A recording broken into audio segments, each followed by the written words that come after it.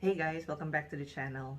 Today I wanted to do a follow-up video on the packing video that I did previously. This is to tell you guys about the train travel that we did through Europe via using a Eurail Global Pass. I hope you guys enjoy the video.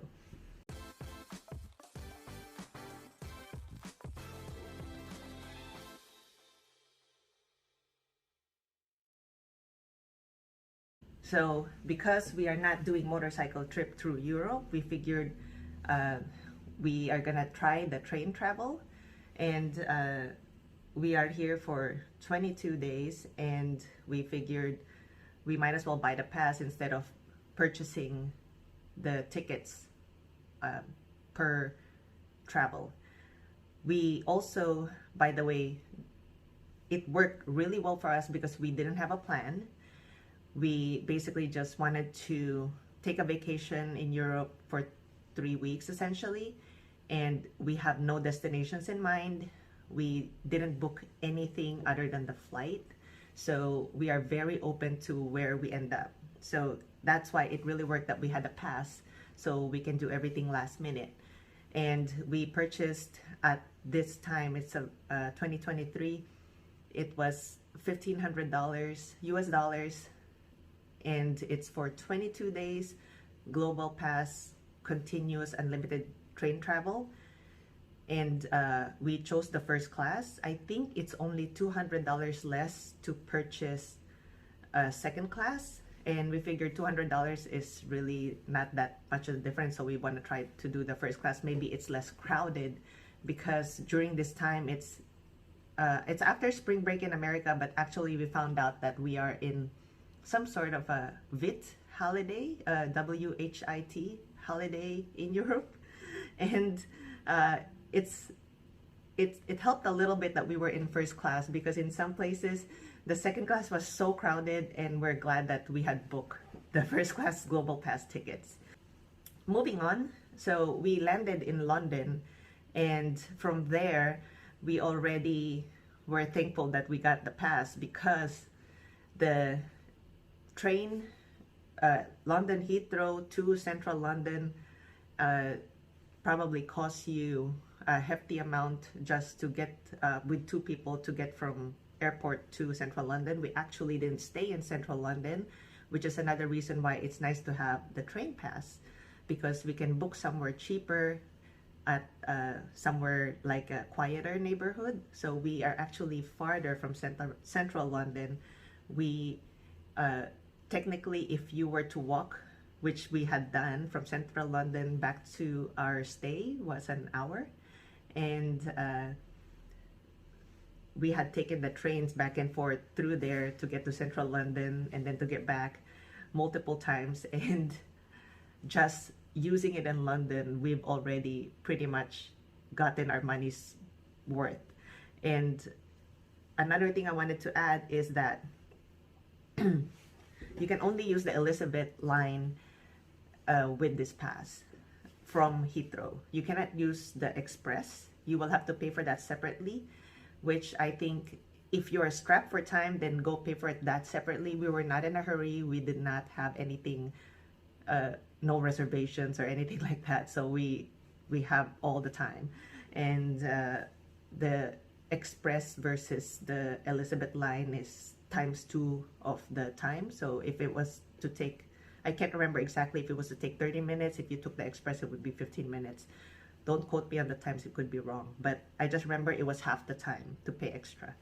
That was a little bit of a hassle in London, was that technically the pass is valid, but a lot of the attendants, if you are going through other parts of London where it's not highly traveled by tourists, the attendants are confused as to why you don't have the actual card that you can scan or you can put into the ticket machine so the gate will open for you.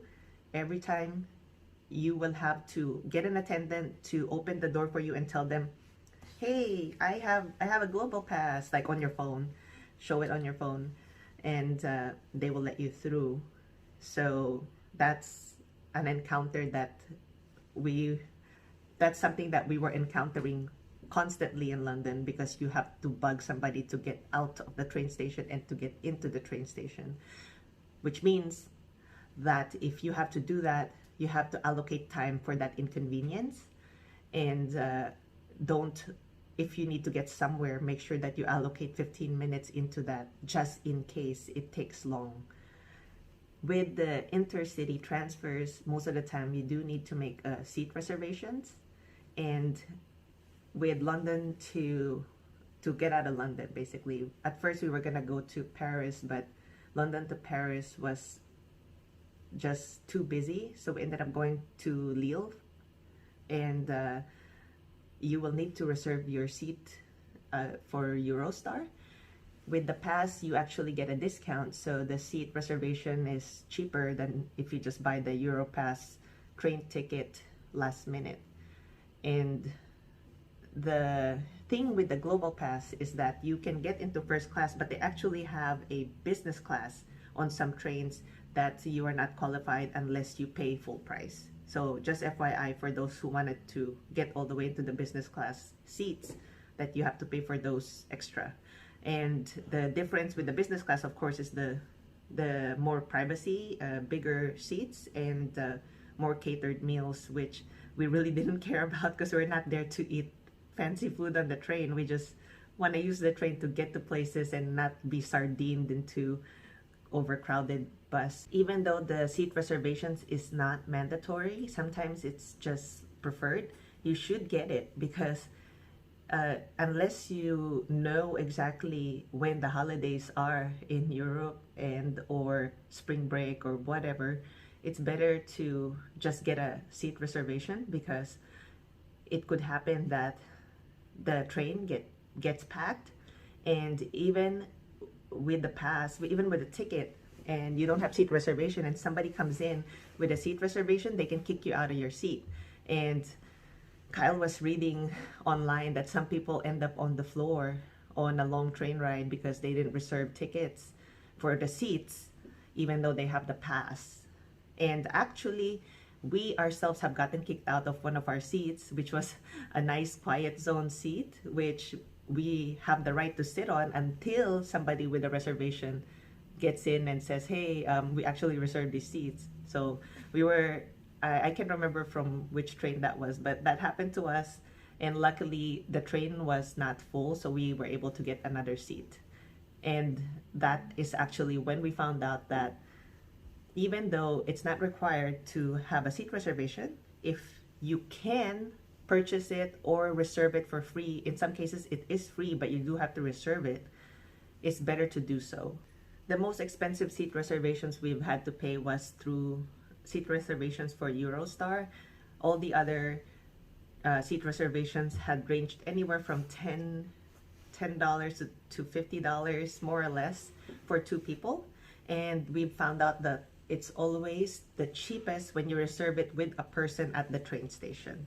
It's very convenient to download the Eurail app on your phone, and you can plan your journey through the Eurail app. This is how you use it. So you set up the planner and then pick your station, and you also pick the to and from of the station, and make sure that you select Pass Network only, and then click the search button. It should show you a bunch of times available.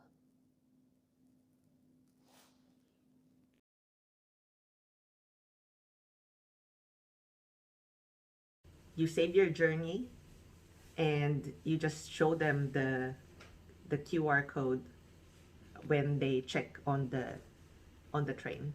You can also book your seat reservations on the Eurail website. However, they do charge a booking fee, and we've also found out that the prices are a little bit higher in general than if you just book it through a actual person at the train station. You will need to get a ticket to wait in line to talk to an attendant to help you with the tickets. So you need to allocate some time for that. But in small cities and lesser traveled areas, you don't have to wait very long. It also helps that you have unlimited data on your phone. And if you don't have a plan on which country you're going to end up in, it's better to just get the Google Fi data plan for a month. It's only $70. And the reason, because I'm not sure if it's still the case, but last time I was in Belgium, I couldn't get data plan, and I was getting SIM card per country, and every time I have to do that, of course, it's a hassle if you jump countries. And like Belgium just doesn't give you if you're not a resident, so then you're without data for that country. We barely made it. It's always like at the really far end of the station where the first class is.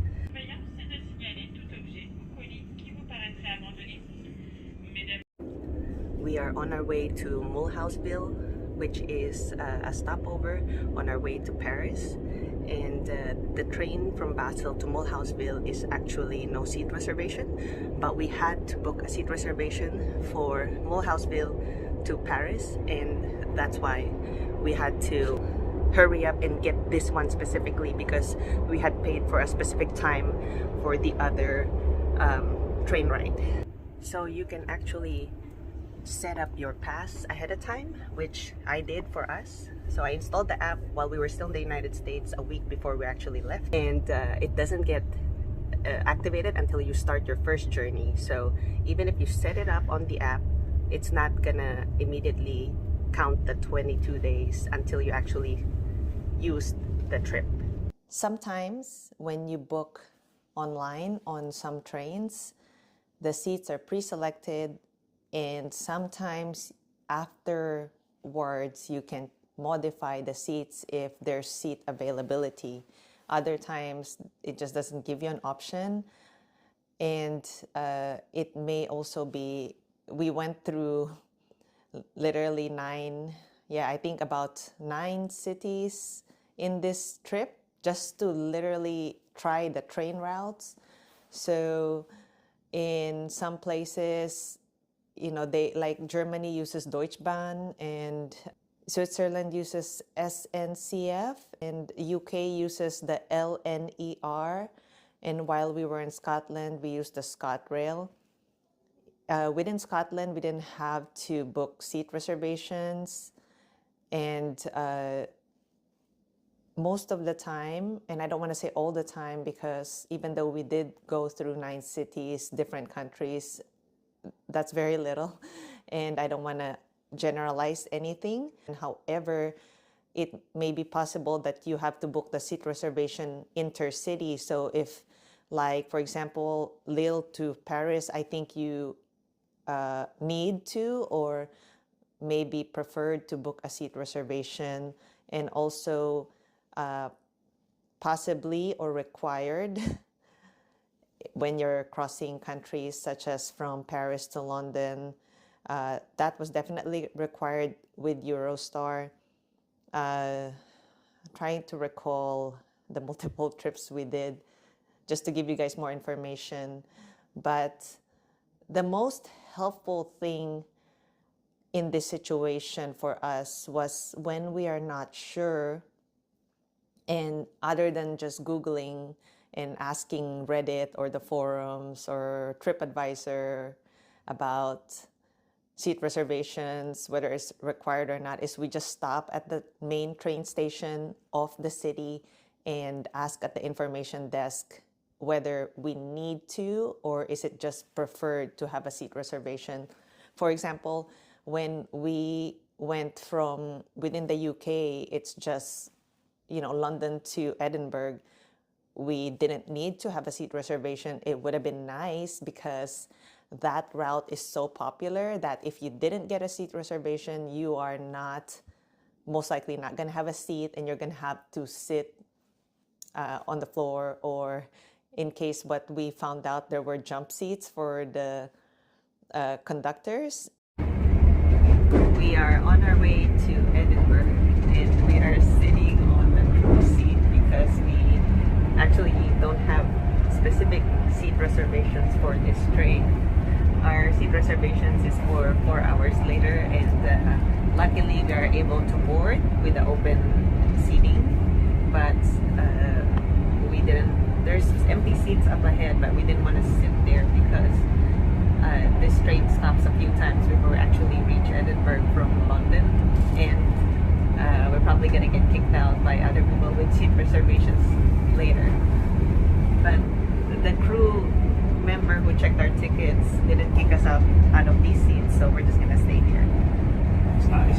We got a cabin to ourselves. Yeah. This train, the name is Lumo. Normally there's supposed to be a red light or a green light up above every seat telling you whether it's reserved or not, but I guess today is broken, so we're gonna sit here. And honestly, these are probably the best seats I've ever had on a train because we've got all the room in the world. And they weren't being used, and we sat there. Luckily, because it was like a 4+ hour ride to Edinburgh. Highly popular routes such as London to Paris and back, and Edinburgh and London are the busiest routes we have taken. Going from London to Lille was not as busy as going from London to Paris. And like I said, our trips are all last minute. We didn't plan anything in advance.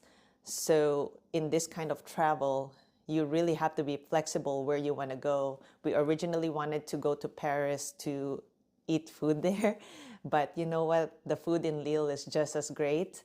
So we went ahead and went to Lille instead, and we were gonna go from Brussels, we were gonna go up north. And I think there was a more popular trip going to Hamburg, or I can't remember now.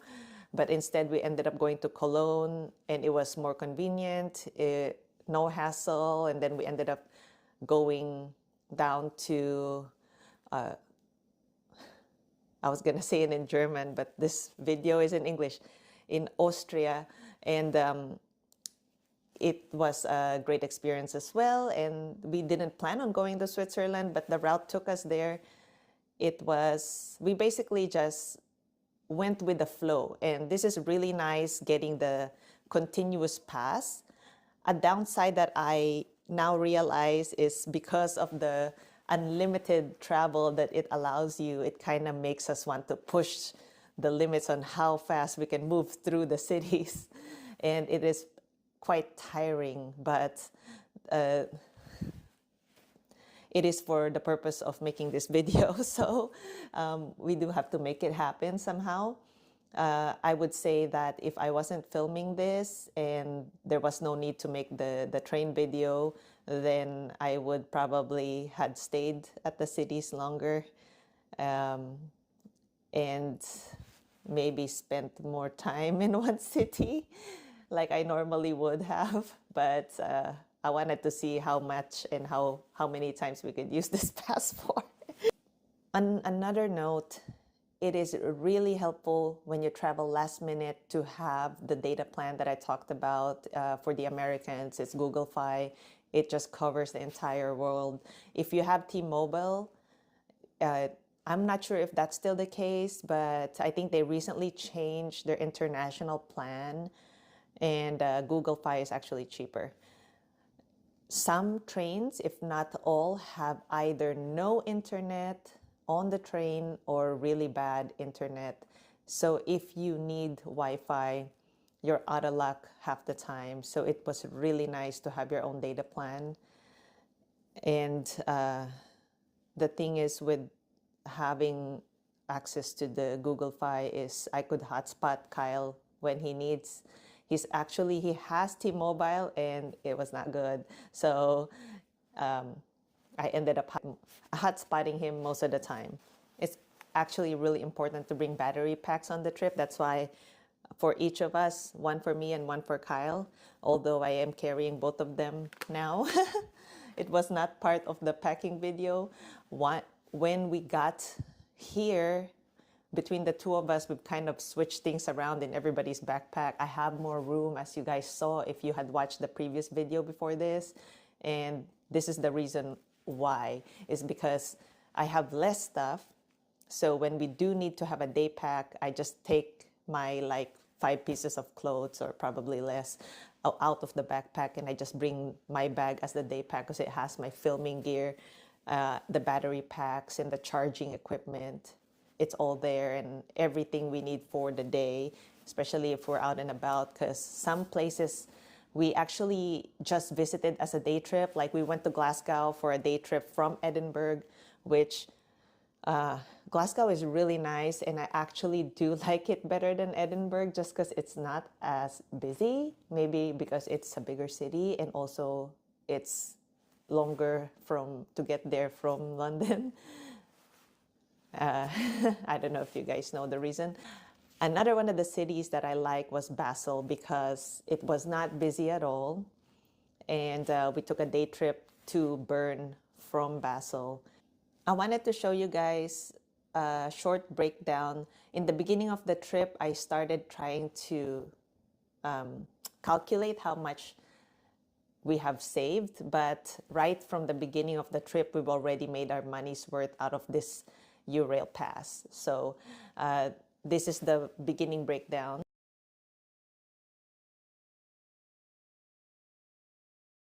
And of course, out of 22 days, that was only like 1/3 of the trip, and we've already gotten our money back. So the train travel really is a pretty cheap way to get around Europe. I hope you guys find this video very informative, and I hope you guys like this video. And if you did, please don't forget to like and subscribe. I would like to hear in the comment section below what you guys think of train travel. Of course, I prefer motorcycle travel. However, that is not always possible given that those who ride motorcycles and those who rented it overseas would know that it's pretty expensive to rent motorcycles for 22 days in Western Europe. So I would like to hear from you guys on the comment section.